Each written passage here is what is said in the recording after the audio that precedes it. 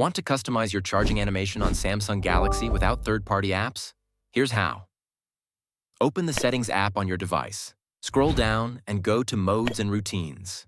Here, you can see the routine option. Tap on it. Tap the plus icon to start creating a new routine.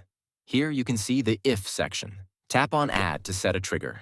Go in Search and type Charging Status. Choose Charging Status and hit Done. Then add what this routine will do next. Go search for effects and select Edge Lighting for a visual effect. Here you can see options like Spotlight or Eco. I'm selecting Spotlight.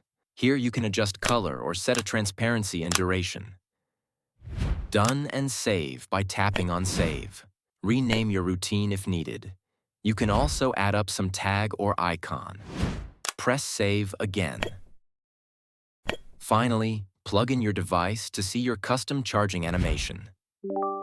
Subscribe for more useful tips.